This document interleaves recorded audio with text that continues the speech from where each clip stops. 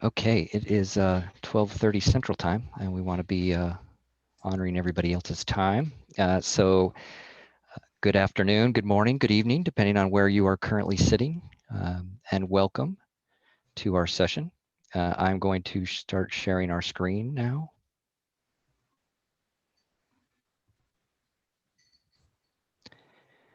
Okay, so this session is Oral History and COVID-19, what we learned about the field, our practice, and ourselves. So hopefully that is the session you're in. The nice thing about being at a virtual conference is that if you're not in this session, you can easily get to one of the other sessions. My name is Troy Reeves. I am the head of the UW-Madison Oral History program. I'm facilitating and also presenting. I'm going to just give some brief logistics here. And I'm trying to figure out, let me grab my notes. All right, so we are recording, as you probably see. I want to announce that one of our panelists, Doug Boyd, had a conflict, so Doug will not be with us today. We hope that you use, when you're interested in asking questions, since this is a seminar format or webinar format, when you're interested in asking questions, do so using either the Q&A feature in Feedloop, or if you're watching this in Zoom, the Q&A feature in Zoom. Our order of presentation. Oh, by the way, the closed captioning should be going too. If your closed captioning isn't going, I think there's a button to click on in Zoom or Feedloop to make that happen.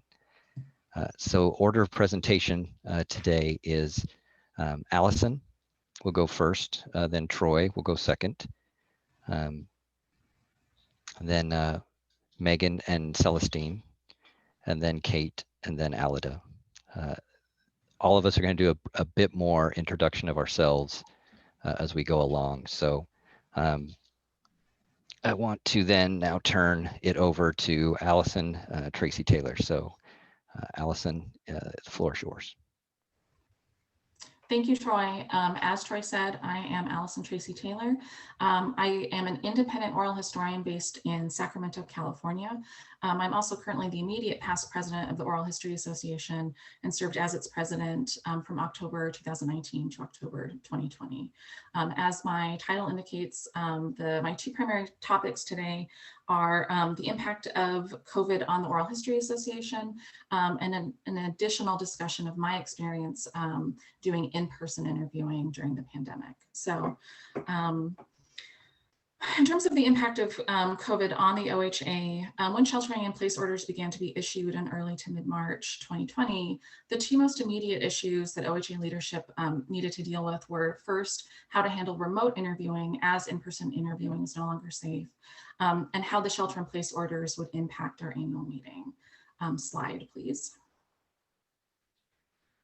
So the first thing I'm going to get into is this question of remote interviewing. By mid-March, as in-person interviewing ceased, many groups and entities and just tons of folks came out with information on how to do remote interviewing, but it became clear to the association that we really needed to provide more assistance to our membership on how to navigate the issue, mainly because despite all of those resources, we were still getting so many questions from folks. So as president, I created and chaired a task force that developed what became known as the OHA's remote interviewing resources.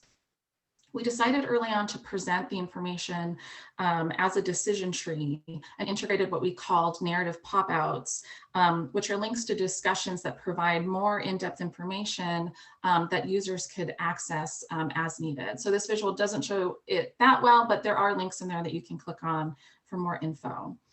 Slide, please.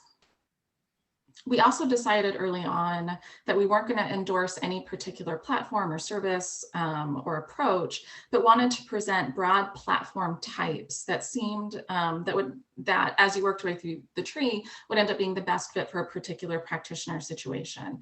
So here you can see the three areas that we ended up, people could end up at were landline phones, cell phones, or web-based options. But because we knew that people would want access to information on particular platforms, we also decided to integrate case studies into the decision tree. So if under web-based platforms, one of the options that we've listed is Zoom, and you can see there's a linked case study next to that. So users can click on that and get deeper dive information on how a particular project's doing a Zoom setup for their interviewing.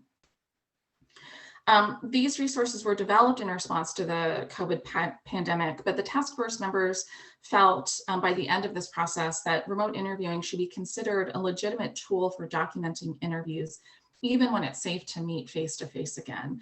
And indeed, for the task force, the pandemic forced us to examine the way that we center in-person interactions in our practice, and the ways holding in-person interviews as the standard was actually excluding people, both interviewers and narrators, from engaging in any way in oral history.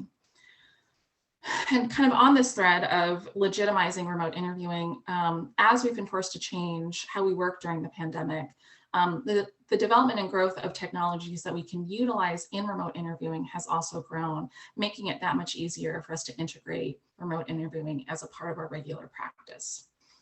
And I kind of want to keep this accessibility thread and shift gears to talk about the OHA's annual meeting.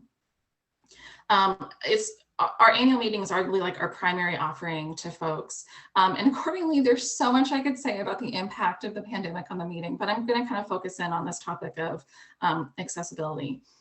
We very much want to get back to in-person meetings, but the need to shift to a virtual meeting for 2 years now, we did so in 2020, we've made the decision to do so for 2021, I think has had some positive short-term and eventually long-term impacts on the association and how we do our meeting.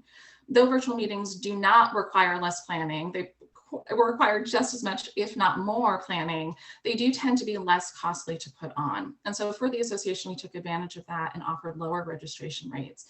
So that was one barrier that we were able to lower, shifting to virtual.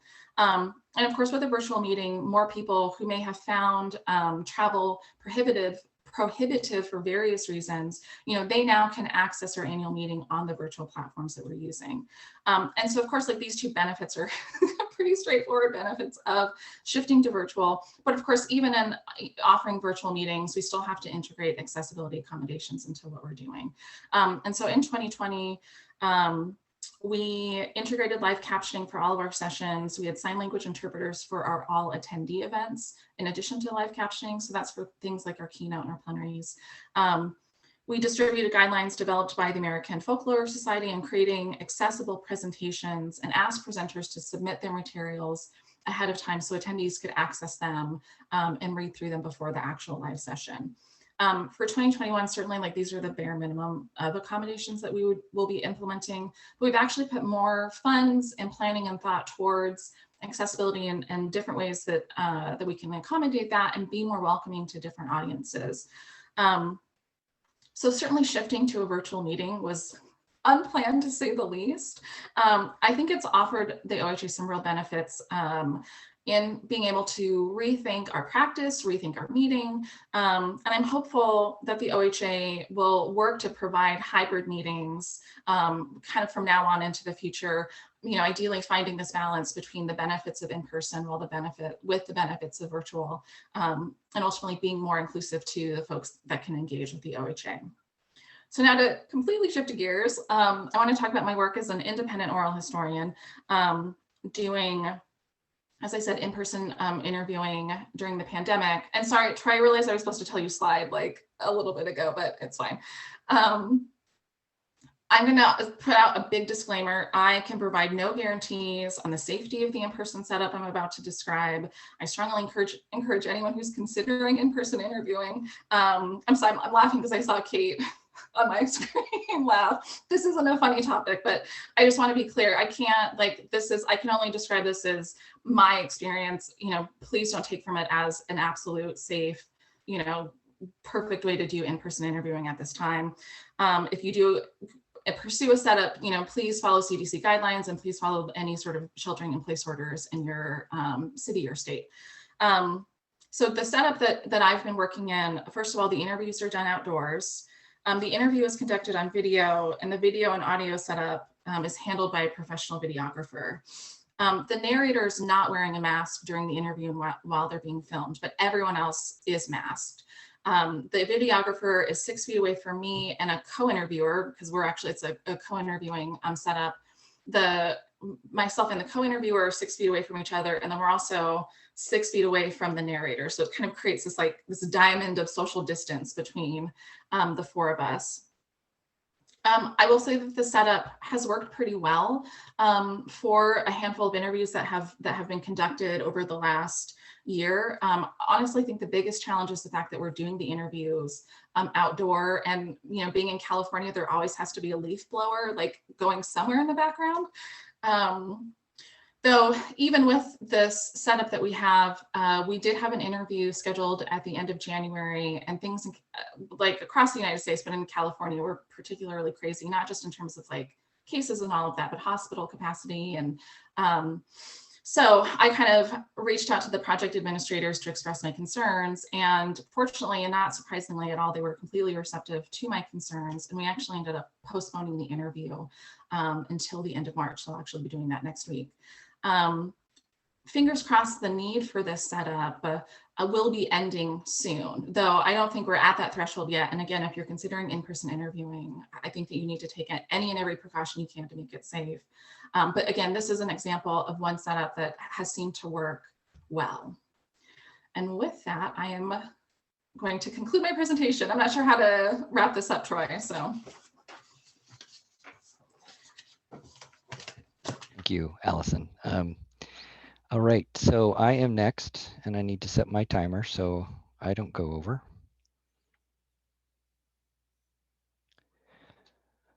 All right, so I am Troy Reeves. As I said initially, I head the UW-Madison oral history program. Pronouns are he, him. And I realized that when I share my screen, I don't get access to my notes. So I'm going to wing this now for the next few minutes. Thankfully, blessedly, I made a slide that will help me with that. When we decided to present this, propose this almost a year ago now, we thought that this would be over by now, that this discussion would be sort of wrapping up and thinking about what we learned about the pandemic and what we learned about oral history. As we know now, that's not the case.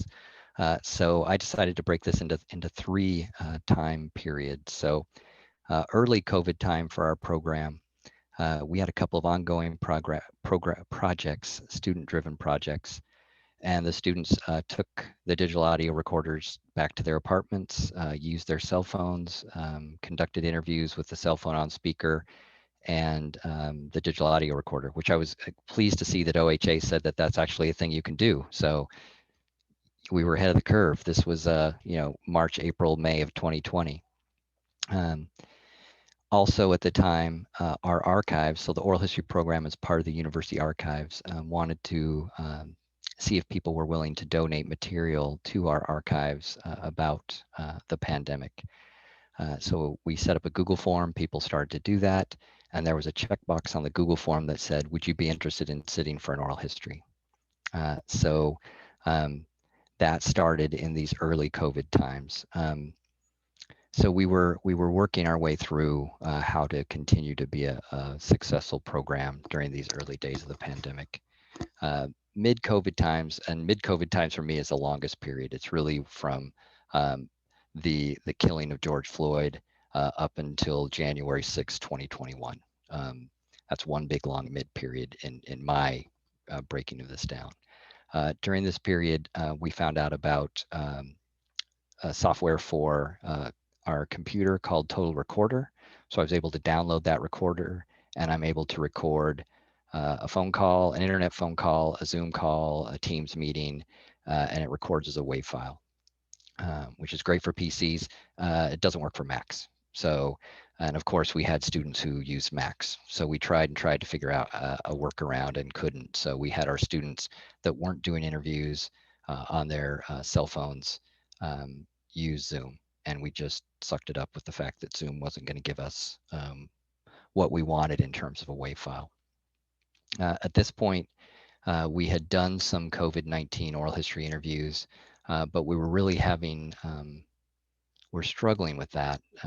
By that, I mean almost everyone who donated initially to the Documenting COVID project, and that was about 40 people, almost all of them checked the box to say they were interested in doing an oral history interview. But when we reached out to them, about 30% responded. Um, some people didn't respond at all. Some people responded saying yes, and then in the follow-up response never got back to us. So we ended up with a very, what we considered a small sample size. Once we added in some people that we knew and asked them if they would contribute, we ended up with 17 oral history interviews that we were doing during this mid-time.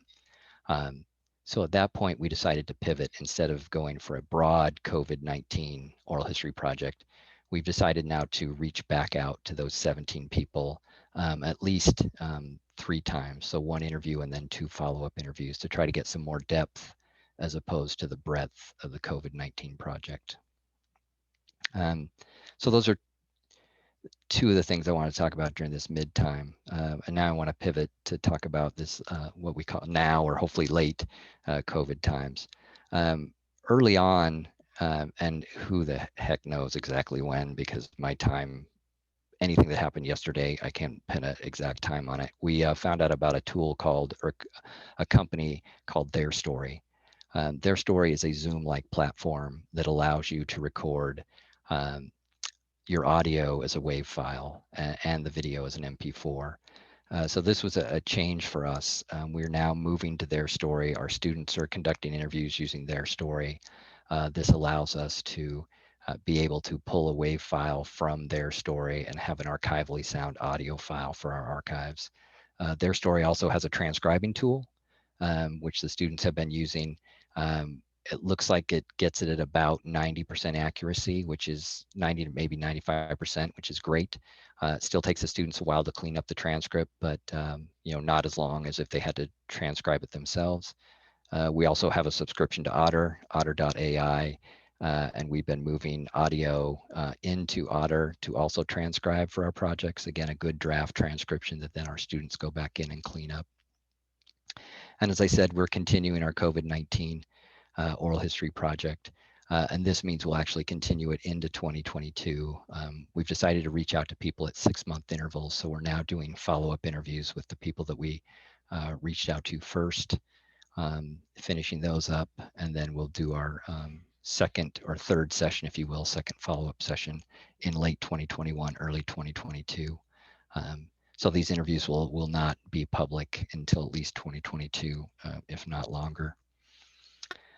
I wanted to finish my thoughts about the idea of what's been lost and what's been gained in this. And I want to echo what Allison said in terms of what's been gained from this is I think it really has, particularly remote interviewing, has opened up our eyes to the fact that while face-to-face is great, and I believe face-to-face interviews are still probably the best way to do oral history, there are people that will do a much better interview or be interviewed in a much better, if they are allowed to use tools, virtual tools, online tools to conduct the oral history interview. And there are just some people that just can't get to where you want to go, nor do they want you to be where they are to conduct these interviews. So doing the interviews in a remote platform opens up the field more than I ever thought it would. So I think that's one of the biggest gains. The biggest loss is just not being able to see people.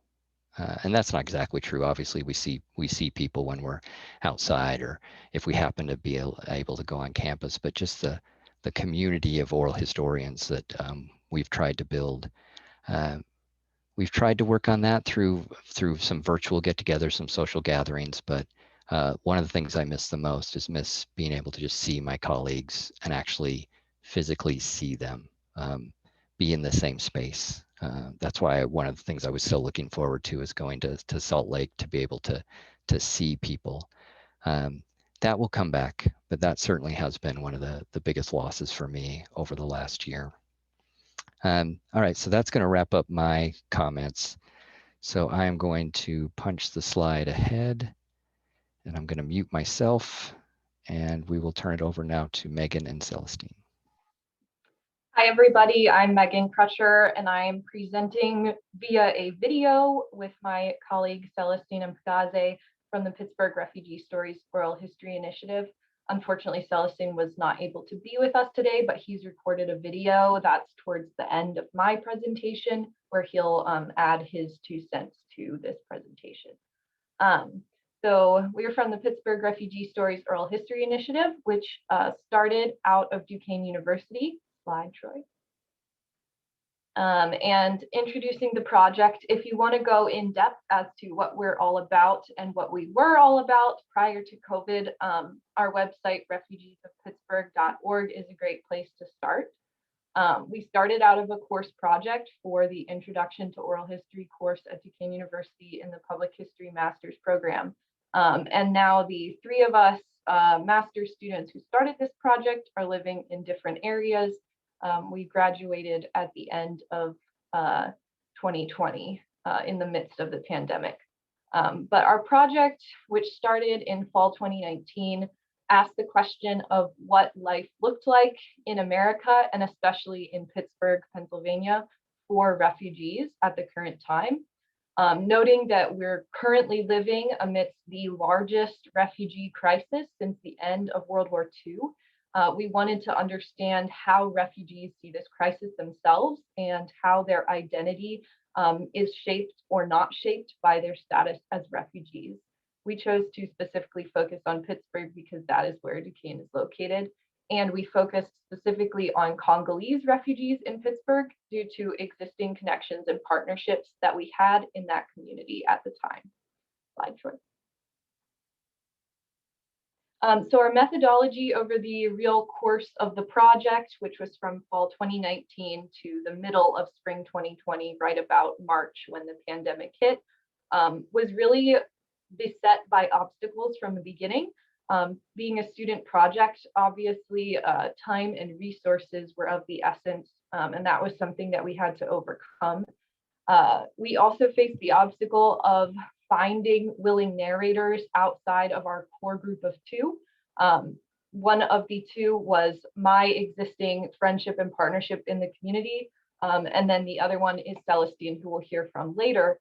And then outside of those 2 narrators and partners, it was a little bit more difficult to find people who were willing to participate. So that was an obstacle. But over the course of that, we were able to build a collection of 5 interviews with historical research and content on that website as well. And we were able to build partnerships in the community and a strong level of rapport with not only our narrators themselves, but also with their families and other people in their neighborhoods and areas. We set out on this project attempting to do something rather radical, which is make the narrators the sole owners of these interviews. And so while we've stored them on our website and we've stored them in the archive, we also used a Creative Commons license to give narrators full usage rights and ownership of the content of their interviews. We felt that this was the right decision, especially working with people who are from formerly colonized nations. We didn't want to perpetuate any of that against them moving forward. So we were able to get some people who were willing to participate in this community. And then right as that hit off, December, January of 2019, 2020, the pandemic strikes in March of 2020. Next slide. So since for about the past year, since March of 2020, we've been asking a lot of questions about where this project goes. None of us are really willing to give it up quite yet, even though it's been rather stagnant for the past year. So we've been asking questions like, how do you run a student project when you're not students anymore, or when you're students somewhere else? How do you restart an oral history project or any project after a global catastrophe like this? And how do you implement future and new directions with this project with all of those concerns in the background? Next one. Some of the impacts of COVID-19 on our project. Again, access to these resources. We were fortunate enough to use the Duquesne University Digital History Lab which gave us the recorders as well as the software for transcription. And we no longer have access to those resources as a result of the pandemic. Rapport building is a huge one, especially with communities where people might be sharing traumatic histories. Rapport building is almost vital to the success of these oral history interviews. And that really limits the virtual capacity for conducting interviews. And then finally, development of new project growth towards the future. These are all things that larger and maybe professionally run projects are able to do more efficiently. And then finally, the effects on narrators and their communities as far as joblessness, income, things like this. COVID-19 has had very real effects on their personal life and not just on this project, which is leading to a lot of uncertainty. And that's something that Celestin is now going to talk about in this about 5-minute video, which comprises his part of the presentation. Like I said, he is one of our refugee narrators. He's from Congo and moved to Uganda as a child and arrived in the States, I believe 3 years ago, and has been living here with his wife and family since then. And so you'll get to hear from Celestin about COVID's impacts on refugees around the world.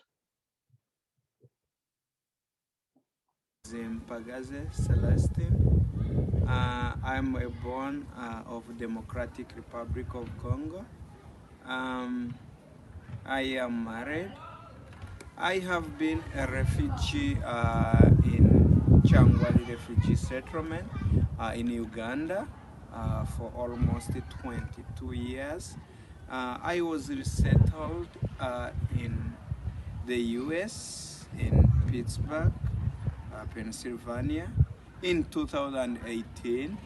I am born of 6 children. I'm the firstborn. I and my parents, we faced the war in Democratic Republic of Congo. We flee from Democratic Republic of Congo to Uganda. When we stayed in Uganda for almost 22 years, all of us were resettled in Pittsburgh, Pennsylvania, the whole family. Besides my in-laws who are still in Uganda, but later on, we had a break out of COVID-19, which has been not easy to some of the family members, some of the relatives back in Uganda, and at the same time others who are in Democratic Republic of Congo. They have been suffering with hunger. Most of them lost their jobs. Most of them they are not having food, especially widows, widowers, orphans. And I and Stephanie, Megan, we have been trying to fundraise all around to find how we can support these orphans, how we can support these widows so that they can get what to eat. Also, we have been encouraging most refugees here in Pittsburgh to help them how to work with the community, around the community, and how they can maintain their jobs, although some of them, they have lost their job. And we are trying to come together, work together as a team with the other organizations like Jewish Family and Community Services, and also different sectors like in the hospitals, different hospitals, to guide our people how they can follow the precautions of COVID-19 and the signs and symptoms. But most of the people here in Pittsburgh, mostly refugees, they have lost their job due to COVID-19, and they are still not having any job. They are jobless, but still the government is trying to help them. We appreciate the government of the United States for the help and the support they are giving to the refugees. We are thinking like if the well-wishers and other organizations who are trying to help the refugees, they can support our cause so that we can continue helping different people, different refugees, those who are in need. Mostly, we have been working in hand with CIOTA International Organization to Transform Africa to help different children, especially those who are affected by wars in different areas in Democratic Republic of Congo because some families were killed, around 56 families were killed recent, and people have suffered too much. So far as I'm talking to you right now, many people have been, many children have been brought in a Bunagana place, and they are trying to stay in the center of CIOTA, whereby CIOTA is helping them to access the education, medication, the schools. So I'm trying to advocate on behalf of these orphans or these refugees who are facing different problems, especially in Democratic Republic of Congo.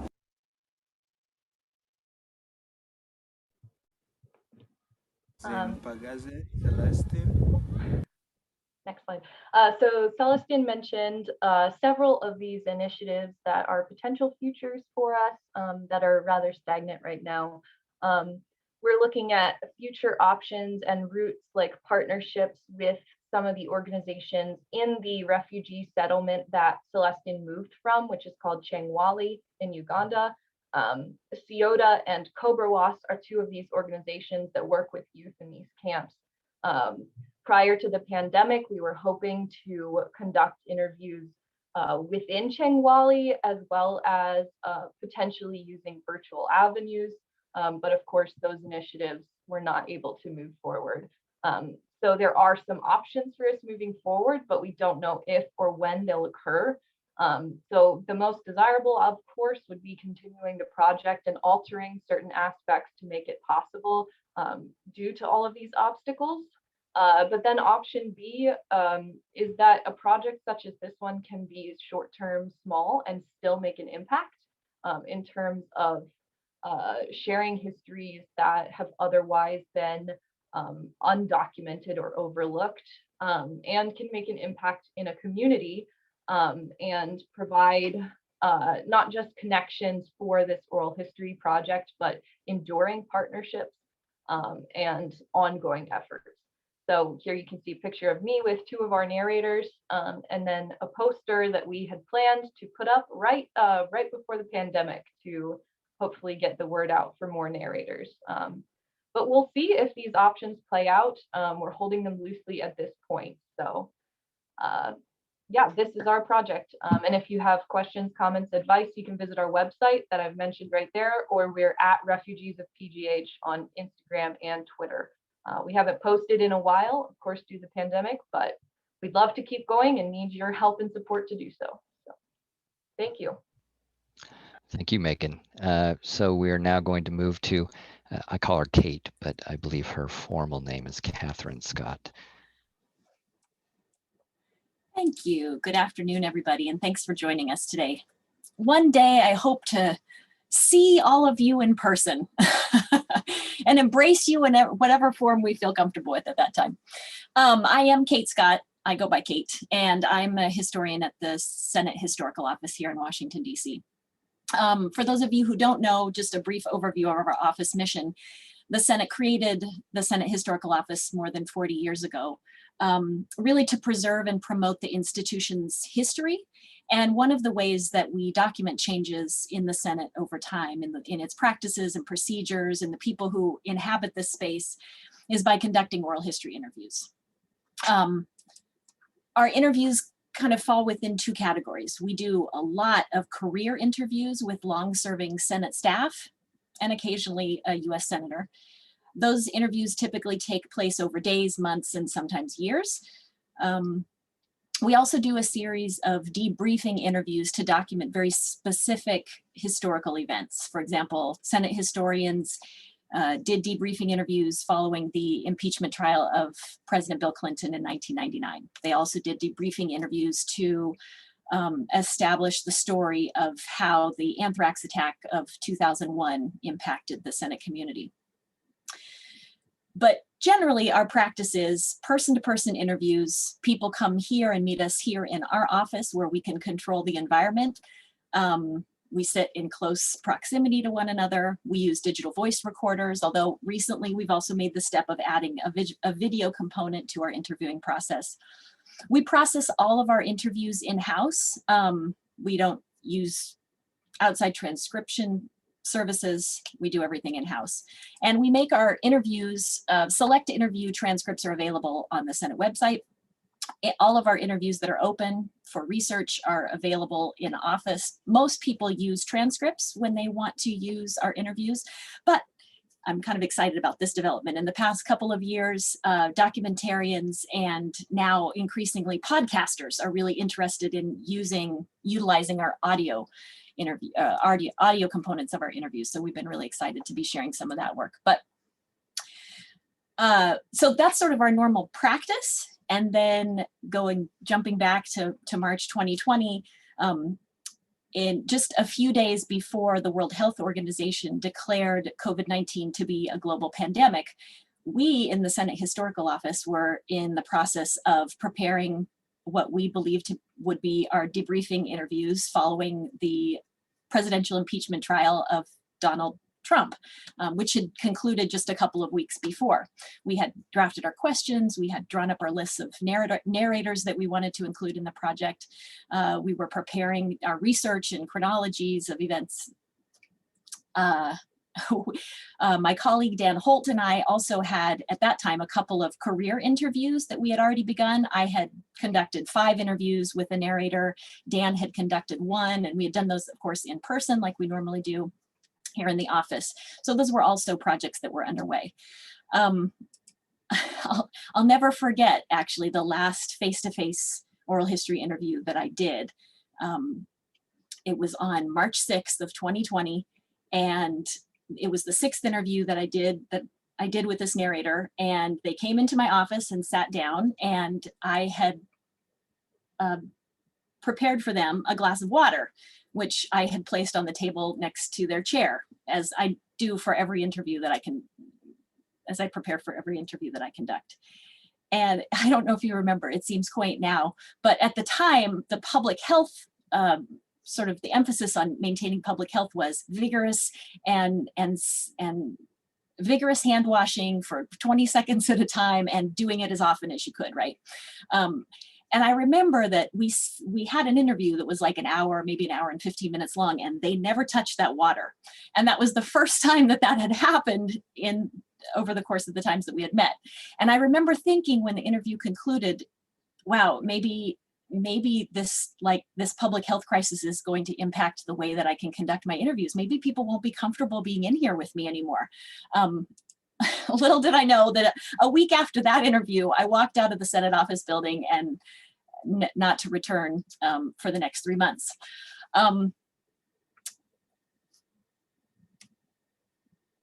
I did return once in 3 months, once over the course of 3 months, I should say, because I had to pick up a laptop so that I could work remotely. That was not a practice that our office had been doing for some time. It was actually quite novel for us, but we went into this shelter in place position like most of you did.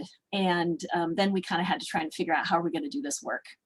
In April, when it became clear to my colleagues and I that we probably weren't going to be coming back to the congressional campus anytime soon, we started to think, how can we continue some of our practices going forward, and what would that look like, and is there value in doing that? That was the other thing that we really wondered about.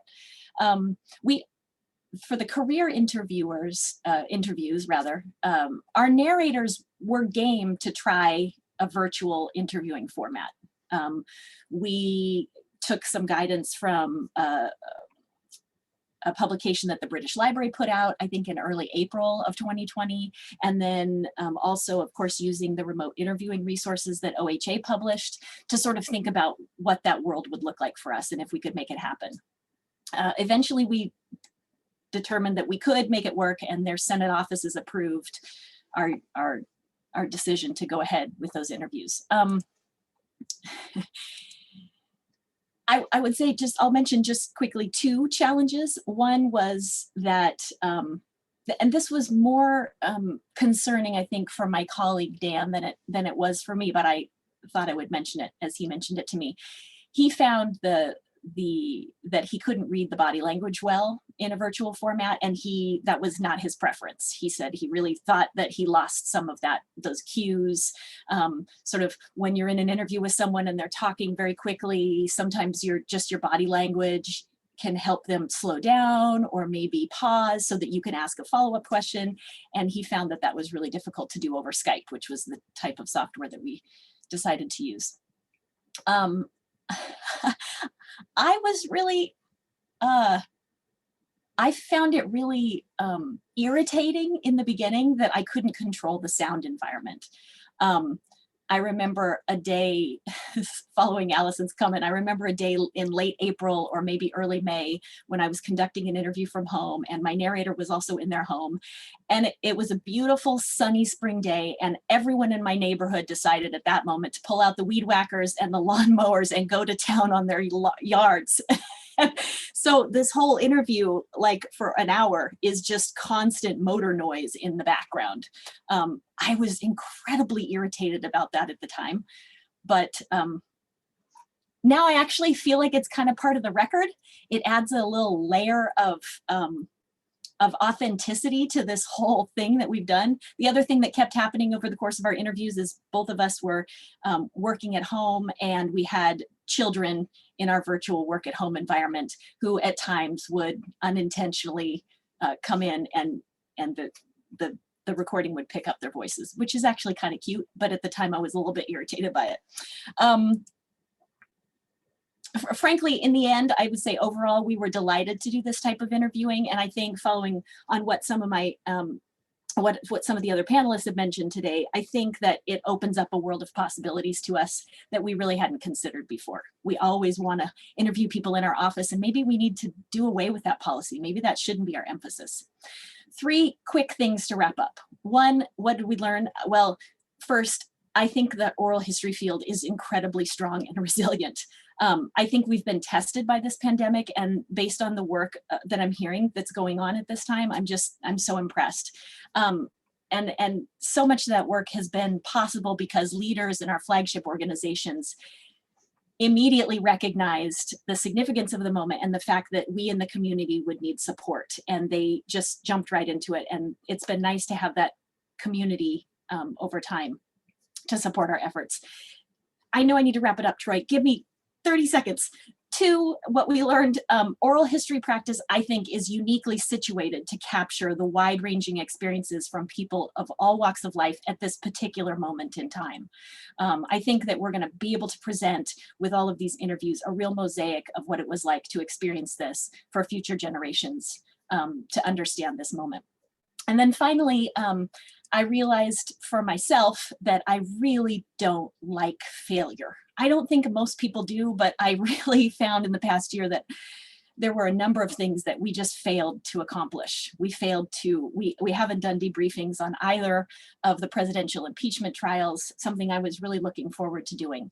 And then, of course, the attack on January 6th of 2021.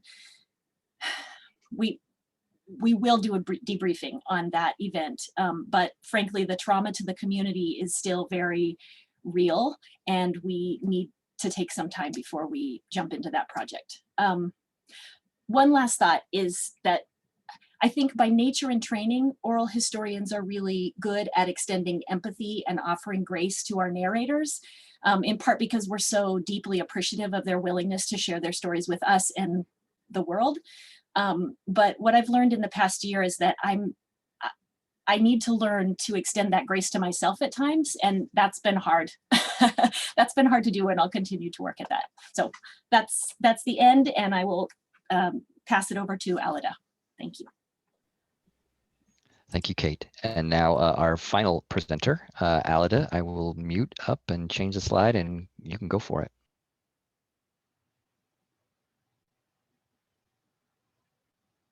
Hello, everyone. I'm Alida Chenault Small, and I'm project director of Black Carolinians Speak Portraits of a Pandemic, which is an initiative of the South Carolina African American Heritage Commission.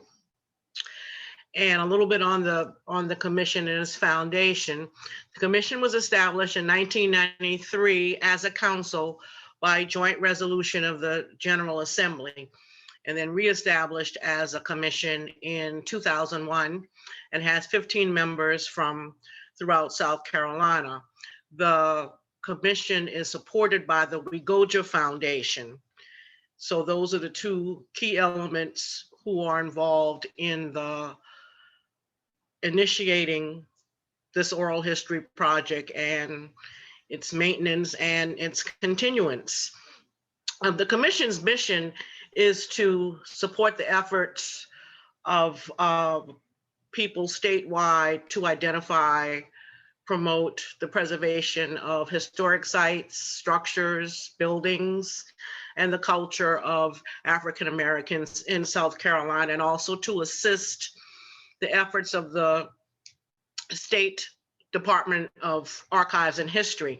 And this is where the oral history program's collection will be housed once it's completed. There are a couple of videos I want to share in a second, two very short snippets.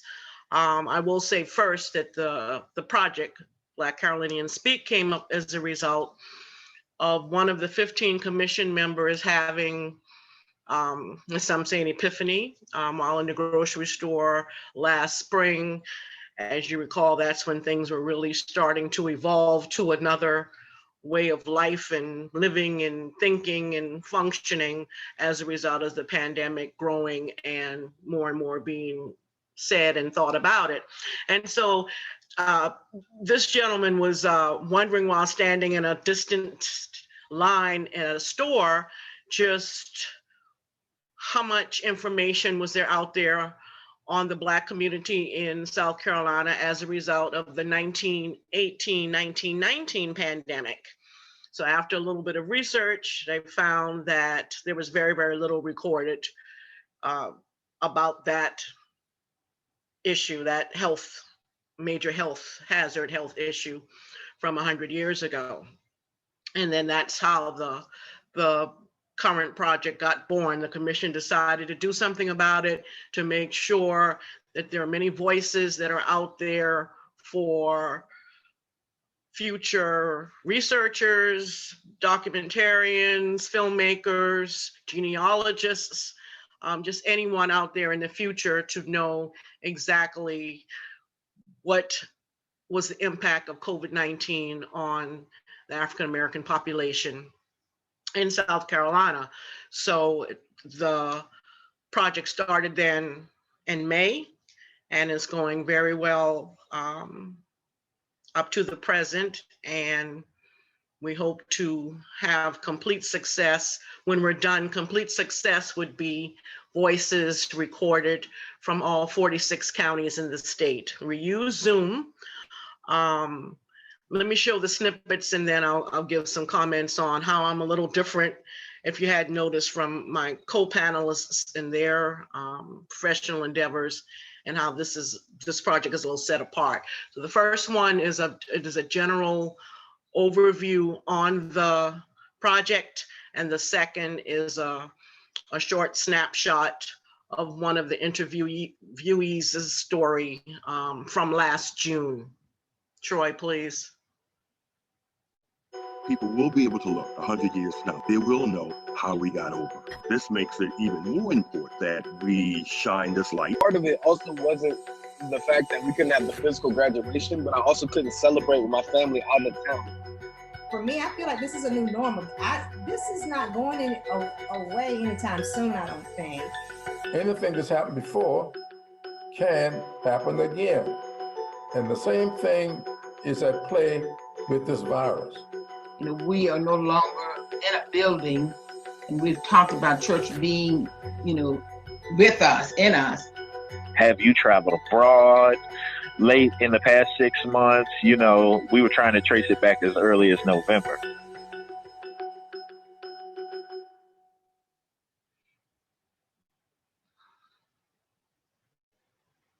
I had been working for 3 months in Sacramento, California, and then I traveled on 2 full flights back to South Carolina. I'm thinking that I became ill from the flights, or I don't know if I actually acquired it once I actually got home and was around family and friends, but I felt fine in California, but it wasn't until South Carolina where I was tested as an employee, and then my test came back like on a Saturday that I was positive. Everything I did was over the counter. Nobody knew how to fight the virus and treat the virus. I'm at Lincoln Medical Center in the Bronx.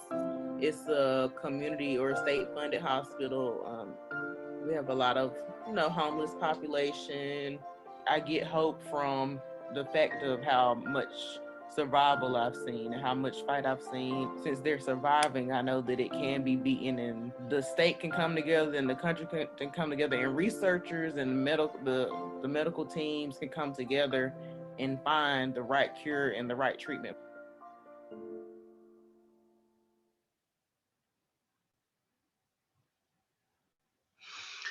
The website that's listed is a page on the site of one of the commission's initiatives, which is greenbookofsc.com, which is a travel, online travel guide documenting over 300 sites throughout the state relevant to African American history and culture. So that initiative was launched by the commission in 2017, and this project has a page on that site. And so if you were to go to that page, you would see some information on the project, which comes in very handy other than for marketing purposes, but when you're cold calling people, or even people that may know a little something or have been told a little bit of something about the project, people always want to see something in writing. And so this helps to send them to a page on a reputable site, and they can read up on the project for themselves.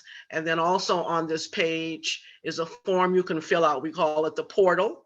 And then that serves as the release form.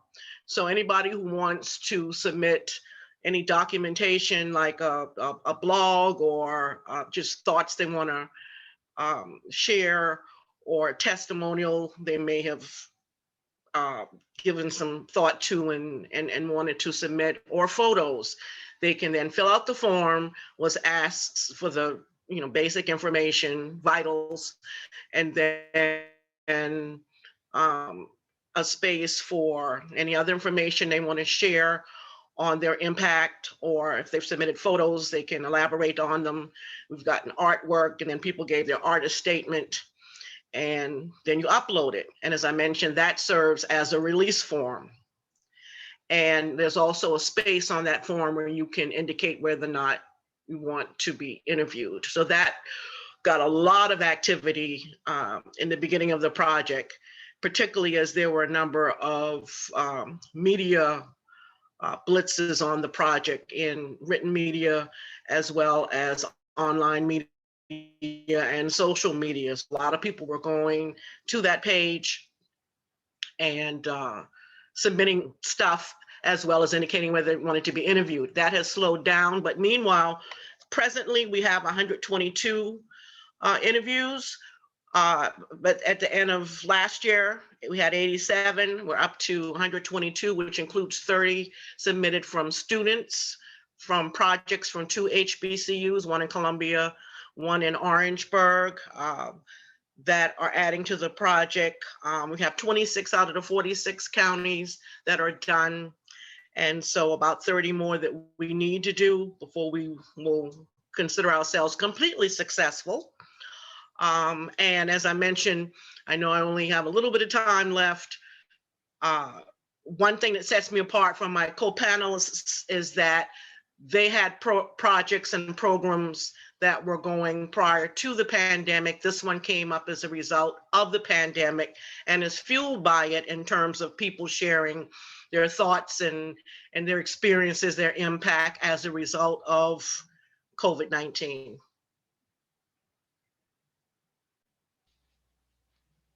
Okay, thank you all. I'm going to stop sharing the screen because I don't think we need it anymore. I'm going to take a look at the questions. I know there's just one right now.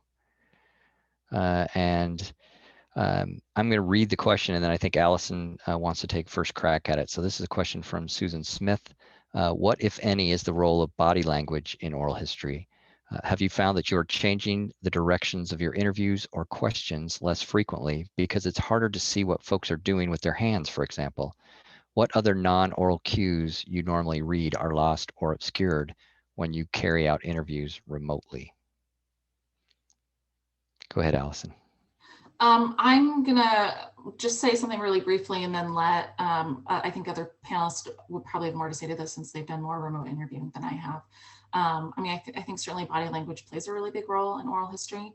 And so there is some loss of that, though I will say from like my experience of doing in-person interviewing with a socially distanced setup, it's lost in that setup. So you know, I don't have the same, like I'm not sitting across my desk from someone. So being 6 feet away, there's still sort of a loss in that. You know, I think a part of the challenge right now is balancing essential projects versus projects that can wait. And I think, you know, if the topic is such that body language and being able to read that, which I do think is important, if that's really essential to the interviewing that you're doing, I would say if possible, postpone those sort of projects. But if, you know, the nature of the project is such that you can negotiate or there isn't much lost based on like the rapport, I would, you know, I would encourage folks to try remote interviewing now. So.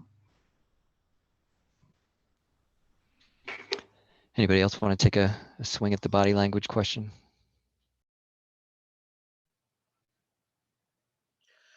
Interestingly, being that this project started during the pandemic, as a result of it, we're using the video platform and we're using Zoom. So again, as opposed to having to segue from in-person to virtual, this began in the world of having to do virtual. And I think back on previous oral history projects that I was involved in with the old school way, in person with tape recorder and or video and pieces of paper, and being able to see the full body language, being able to read people in person. What I've learned about where the field is going as a result of the reliance on the video component, which saves money in that you're not traveling. So you have that whole component to it as a sidebar in comparing using the virtual piece. But as far as the body language goes, it forces you to pay more attention to the waist up, because that's all you're basically seeing.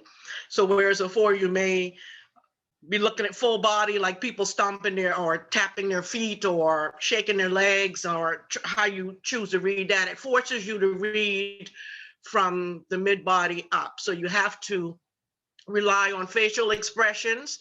You also have to rely on how people are positioning in their chair.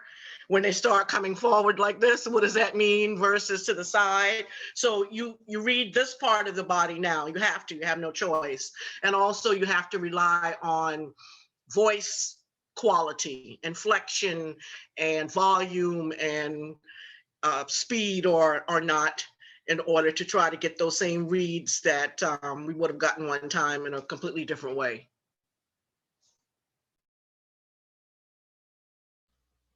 Yeah, if I can just add to that briefly, I love what Alida just mentioned, and I would add that one of my, actually the narrator who I was participating in a career interview with decided that it really wasn't their style to be on camera So we actually do virtual interviews with audio only. And as Alida mentions, I think it's been helpful for me as an interviewer because I'm much more cued into the voice pauses and allowing people time to collect their thoughts rather than maybe reading too much into body cues. So I've actually seen a benefit to doing an audio only interview with no video in a virtual format. I'm going to hop in really quick. There's a follow-up question for Alida on so I'm looking at my other screen. The question was, who's conducting the interviews in this project, in your project that you're working on, Alida? Initially, I was doing them. I volunteered for the project, and we had a couple of college professors, one of whom is who orchestrated the submission of her students. So those submissions were from last fall's classes, but we had 5 interviewers primarily. Things shifted as the spring semester segued for the 2 professors. They weren't able to do it. One person was pulled off as a result of other job responsibilities, and that left 2 of us. When I came on board as project director in August, then I brought on board someone else. And so mainly it's that young lady, the someone else I brought on, one from before, and then it's 2 of us that fill in when necessary. Great. Thank you, Alida. So there's a couple of questions in chat from a couple of us' very good friend, Christine Navarro-McElhaney. I'm going to take them one at a time. I'm going to take the there's one more question too. We'll take Christine's first. So her first one is, do you think people are more willing to do a remote interview than an in-person interview? And I'm going to mute and let somebody else start with that. Megan wants to start. Go ahead, Megan. Yeah, if I can start off, I think it really depends on the narrators and communities you're working with. Like most of the connections that we had formed with people in the refugee community in Pittsburgh prior to the pandemic that we were hoping to interview, like, friends of friends and relatives and things like that, they just were not willing to do a remote interview. And right at the start of the pandemic, of course, we hadn't had all of these like technologies. But even moving forward, like for our community specifically, a lot of people don't have access to the type of technology that's necessary. Like even Celestin is borrowing laptops from one of the aid organizations for his kids for their virtual school because he has a work laptop, but he's using it for work. And a lot of these people are not as well off as that. So technology is a huge issue, but then I also think like age is also an issue. We did have the chance to interview one child in our project, and this child is 11 now and has lived here for 3 years and has a good grasp of technology and all of that. So if you're interviewing, younger people and stuff like that, they're probably going to be more willing to use those forms of technology and more familiar with them. But yeah, I think it really depends on the community you're working with and their access to resources and knowledge. Thanks, Megan. Anybody else want to take a swing at that one before we move on to the next question? Allison, go ahead. I'll just hop in and say, when we were developing the remote interviewing guidelines, a colleague of mine in oral history had written an essay on her experience with immune deficiency or dealing with that, and her inability as an interviewer or her fear as an interviewer to go into an in-person interviewing setup. And so I think, and that kind of really just illuminated a lot of issues that had never occurred to me. So I think Megan's answer is spot on. The thing that I'll add to that is I think it allows folks who have those kind of concerns or other concerns, and Troy kind of alluded to this as well, but I think that there are folks for whom remote interviewing is far more comfortable than in-person interviewing. And so, and I would just encourage folks to maybe think about, as appropriate with the project, maybe offering both options and seeing, you know, if folks are more interested in one than the other. Okay, there's a couple more questions. I'm gonna put a pin in Christine's other question because I think depending on how many other questions we have, I think it's a good sort of final question. And I get a message from the tech here. Okay, so this is a question from John Stefanik, it looks like. Did the 2020 Black Lives Matter protests impact your interviews? Did you ask questions about what it was like living during COVID with the ongoing protests? I can actually, if you don't mind, I can take a swing at that one first, because our COVID interviews, some of them started before the BLM protests, and then most of them, and certainly all the follow-up interviews we're going to do, are done during or the aftermath of the protests, and hopefully the continued push towards dismantling systemic racism in our country. As a white man, I certainly have tried in the interviews that I've done, and I've asked our students who do the interviews to take a moment and take a question about not only the protests, but about privilege and what it means for wherever you sit positionally, and how that has affected or influenced how you have moved through this pandemic, and maybe think about how others and their positionality has also affected them. So we certainly have added that as a question now in our COVID interviews. And actually I try to add it now too in the campus life history interviews I do. Anybody else want to take a crack at that one? Alida, go ahead. A lot of our interviewees have mentioned current events and political, socioeconomic, social justice, all of those conversations and sentiments that have followed us along with this pandemic. Because if you remember, once things got going with the pandemic between March and Memorial Day, that's when Mr. Floyd was killed. And then things just kept segueing into other political and social and economic happenings, which affected people and affected their COVID impact in some way or another. So there were, and a lot of times we didn't even have to prompt. One of the main things we were trying to ask after a couple of months, we decided to ask everybody if they had the test. That was the big thing. If you've had the test or not, why or why not, if you want to share. And now we're trying to get information from people of their thoughts about the vaccine.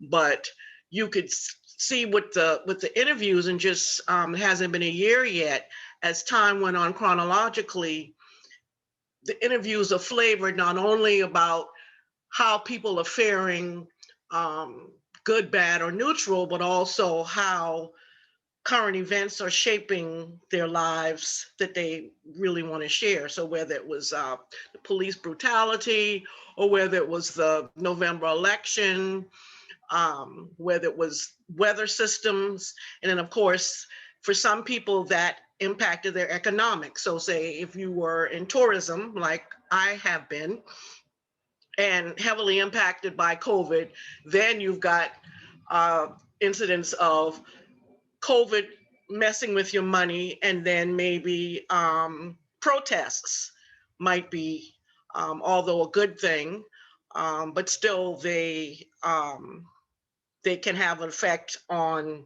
business, with stores shutting down, choosing to shut down, being forced to shut down, some businesses unfortunately being vandalized. And so then you have people with a double impact. For example, COVID has messed with their money, and then people seeking social justice, and then those who use as an excuse to create damage, then they're messing with people's money double. And so, yes, Black Lives Matter definitely had added a twist of flavor to a lot of people's interviews, as well as other events that have happened between last year and this year in the political arena that's dribbled out into other areas that have affected people's impact and what they choose to share in their interviews as well. Thank you. Anybody else want to, or if they have thoughts about this, the answer to this question?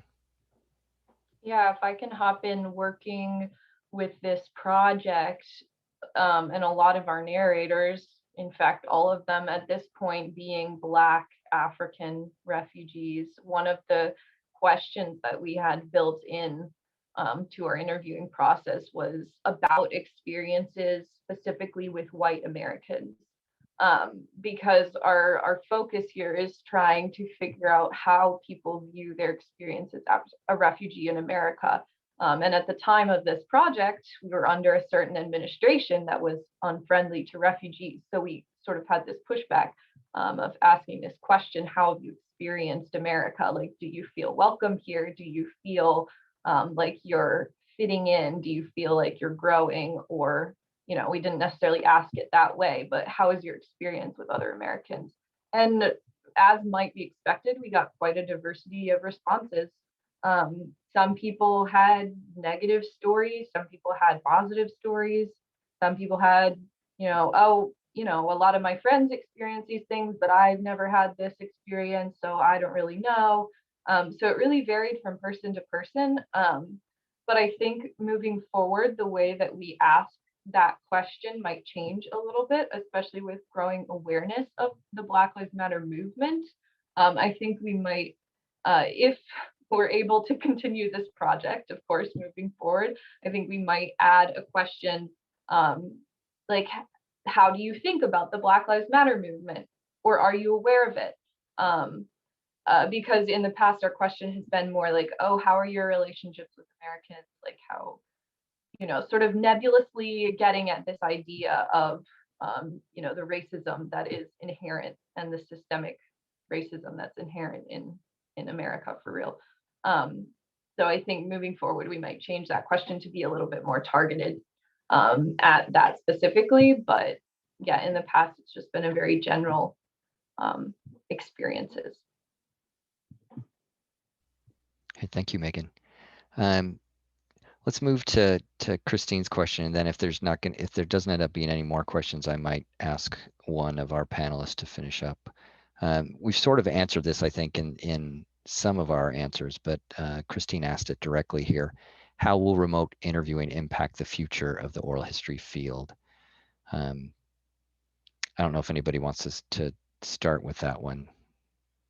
I don't see anybody's hands raised. Does that mean that I get to start with that one?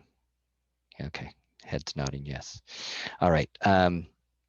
You know, I think I tried to say this at the end of my thoughts. I think in general, there's going to be more positive than negative from this now embracing. And that's not to say that people hadn't been doing remote interviewing, but really as a field, and I'll talk about myself personally, we did remote interviewing, but I always said, you do a face-to-face interview, that's what you do. And if you have to do a remote interview, you do one. But for the reasons others have said, and I tried to say, I think in general, the technology is good enough now that we can do a remote interview where you can actually see the person. Again, you know, as Alida noted, you can only really see them from the shoulders up, but you can see them. And the technology is good enough that you can, as an archivist, you can get a file that hopefully will stand the test of time. So I think technology-wise, remote interviewing is going to be great from this, you know, for the field of oral history. And then for the accessibility aspect of it, again, I think there are people that we have just missed doing oral history interviews with because we haven't thought. I shouldn't say, we should never say we, right?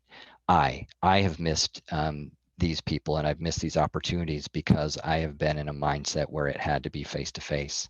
Or if the interview was done face-to-face, it probably would have been so much better if the person was somewhere where they were more comfortable. And for them, that probably would have been either a phone interview or some type of remote interview like this. So I think in general, it's going to be a benefit to our field and a silver lining that we've had to make our way through this pandemic, but a silver lining from it. Anybody else want to, Allison, go ahead. Just to piggyback on what Troy said, I agree that I think it's ultimately going to change the field for the better.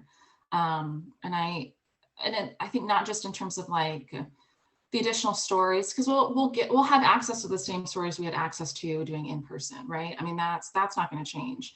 But remote interviewing will give us access to stories that we didn't have access to before. And I think that that's a huge benefit. But I also think it's going to open up who can do oral history, who gets to engage in oral history as an interviewer, but even how we teach oral history, you know, I mean, I just think in terms of, I think it's a huge benefit in terms of accessibility, but not just for narrators, but for the people that can engage in oral history.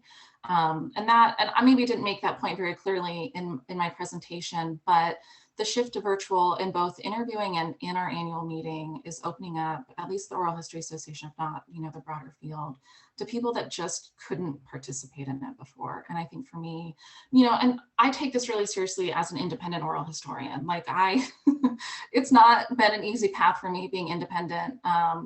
And these sort of tools that I now have access to just make my ability to do oral history that much easier. And as much as I want there to be space in the field and in the Oral History Association for people like me, I want there to be that space for other people. And I think that that's the direction. I'm hopeful that that's the direction that we're moving in. And that's certainly something that, you know, that I advocate for. Allison, I think that's a great point you made about like the annual meetings, especially like I was just thinking with Celestin's video presentation of how sort of disjointed that would be if this had to be in person, and how even his access to this conference as a presenter would be impeded by, you know, it having to be in person. Or like if he sent a video for a presentation, it would be like weird if like one of us is talking in person and the other one's a video on a screen. It's sort of an unequal show, whereas here we're all talking heads on a screen. So if someone's a pre-recorded talking head on a screen because they have a job that they need to go to, then, you know, it's eliminating these disparities and allowing more people to participate in making oral history happen. So I like that you said that. So I don't see any more questions either in the feed loop or, oh, Kate, you want to, sorry, I'll let you go. I wonder if I can ask a question of Alida. I wanted to ask about, for a project that's born in a pandemic, who and what will determine when the project is more or less complete? Will there be a moment when the project will be considered done? Yes, Kate, this Portraits of a Pandemic piece will be done once we have all 46 counties represented, which we're almost there. And very quickly, initially, we were just interviewing whoever we could grab, as well as people who notated in the portal that they wanted to be interviewed. Then when I came on board as project director, I took a hard look at the numbers and realized that some counties we had a bunch, some we had none. It just wasn't even, and for posterity purposes, political purposes, since some parts of the state are more known and other parts complain that the more known ones always get the whatevers. So just making sure it was even and all voices are represented throughout the Palmetto state, then we decided to have at least 2 per county. So that will determine an endpoint. However, the project, if the commission has its way, the project will continue until ... It'll be Black Carolinian speak, and then it'll be other populations of people interviewed. So the launch off was this one, Portraits of a Pandemic.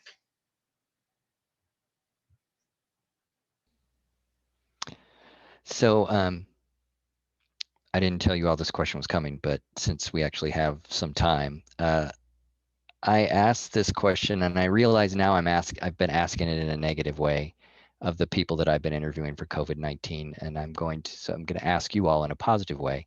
Now that there seems to actually be a light at the end of the tunnel and it's not just a train coming towards us. What are you looking forward to being able to do? And I'm going to pick on Allison first. Do you mean just in like general or in terms of it could be, since our title was, about ourselves, a field, so you can choose, a professional, what are you looking forward to? Or it could be a personal, what are you looking forward to? Maybe I'll do both. Professionally, I'm looking, as I'm extolling the virtues of virtual interviewing and a virtual meeting, I am looking forward to being able to see my colleagues again, which at this point, hope, knock on wood somewhere, will be, at least for the OHA meeting 2022 in Los Angeles. So I'm looking forward to that personal connection and even being able to do that in, in oral history. Everything up to this point that I've done, all my contract gigs have shifted to remote work. And so I'm looking forward to going back to some of that in person, just, I don't know, conducting the business of oral history, which of course involves a lot more than interviewing. I think personally, certainly that, but, I guess for me, a part of it is just like the fear of it. And everything you do, whether professionally or personally, for me, it's just kind of, there's just this layer of like fear and logistics to everything. And I'm really looking forward to not having to do that work and, not have to carry that burden. So. Thank you, Allison. I'm going to go to Alida next.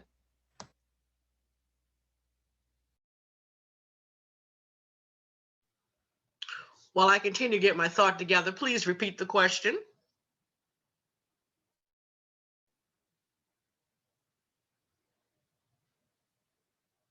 Muted.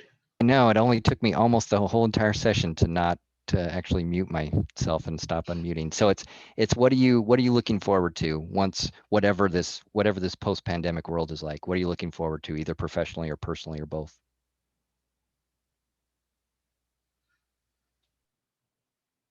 I'm looking forward to, personally, I'm looking forward to, because I'm at some crossroads professionally. And I'm looking forward to taking everything that I've learned from watching these interviews and from conducting them myself. It might sound corny, but they're making me a better person in terms of teaching me new skills in the interviewing process, learning to be patient. That's a big one that's come up. And some of my co-panelists have mentioned some agitation and some things that they've experienced and worked through it. So I've experienced the same things that were very annoying, very agitating, very stressful, just kind of learning to flow with it and cultivate patience and workarounds. So that I'll take with me post-pandemic into whatever path I choose to take professionally, as well as so many stories that I've heard of the positives that have come out of this. It's kind of been some warm and fuzzy moments, going into this, just knowing you're going to hear about all these people who have lost family members and friends, who've gotten sick themselves and still having impact, who lost their jobs, and all of these woe is me and justifiable things that can come out of a health crisis, the massive economic impact, but among all of that, the sickness, the death, the finances, there have been people who have prospered in various ways as a result of our new normal. There are people who, as a lot of people, I say us because I was interviewed myself, a lot of people went through last spring where they were cleaning their houses and doing the gardening and all of these things you just didn't have time, energy, or desire before, and learning to slow down. So that's something else I'll take post-pandemic, forcing myself to do things I need to do for me and don't let other things take precedence, and knowing when to put the brakes on, whereas we were forced to put the brakes on, now having the choice to put the brakes on and knowing that that's for a better whole me wellness. It's best for me to put the brakes on and just kind of slow it down a little bit and then rat race it again. And I think a lot of people can attest to that, just going, and then all of a sudden being forced to stop and just take it all in and regroup and regrow. I'm hoping that more people than just me will take positive attributes like that into the future, as well as being, like a lot of people have commented, more cognizant of personal sanitation, sanitizing every time I'm punching buttons at an ATM or in a store, and every time I'm touching the gas pump handle, instead of sometimes, these kind of personal practices I will take forward post-pandemic, that have become, you've been kind of brainwashed with them and just constantly being told, wash your hands and do this and sanitize, and you learn that, there are ways that you can't hug that person without physically grabbing them, with your body language, with what you say, maybe something you send them in a mail or email. So again, workarounds. So these are some of the things that will follow me post-pandemic and on to the grave, I suppose. Great, thank you. And let's hope that grave is a long ways away. So let's Megan, and then we'll finish up with Kate, because we just got a couple minutes, about 4 minutes left. Yeah, I think what Alida said about just personally learning a lot from doing these things is really relevant to me. Like, especially having to stop the project, like learning a lot of flexibility and just being able to go with the flow while also like buckling down and trying to get good workout. And then the empathy that I think oral history hopefully tends to breed in practitioners is really a big one, of like learning how to ask questions empathetically and learning how to ask questions in a way where people are able to take their own route when they answer. That was just something that I learned in my oral history course that I've like kept applying over the past couple of years. And then more tangibly, my co-lead for this project, Stephanie, and I had hoped to go to Changwali Refugee Settlement in Uganda with Celestin and his family. They received their green cards and thus their US travel documents this past year, which Stephanie, my co-lead, was actually able to help them with as she's a paralegal. So we were waiting for them to receive those so that we could leave the country to go to Uganda, to go to Changwali with them and meet family members, meet friends, meet these organizations, CIOTA and COBRAWAS, that we had partnered with. We had started a GoFundMe for them for like school supplies and hand washing supplies. So we had hoped to be able to go and actually meet them and conduct some more interviews with their founders, to conduct some more interviews with family members and people in Changwali, and to spend a good amount of time there. And of course, we were unable to do that because that would have been this past August. And so I'm really looking forward to the day when that can happen. And maybe at that point, Celestin and his family will have their US citizenship. So there should be no problem for them. And then the second thing is just taking lessons that I've learned from this and applying it to my future dissertation. I'm currently in a PhD program at Texas A&M University studying nautical archaeology, which is very different from my past pursuits in my master's, but I'm hoping to apply these oral history principles as I interview vernacular boat builders for my dissertation and talk about like their craft and their practice and their lives. At least that's what I'm hoping I do my dissertation on. Fingers crossed, but we'll see. Hopefully I'll be incorporating oral histories into that. So yeah. That's great. All right, Kate, I think we have somewhere around a minute. I'm most looking forward to hugs.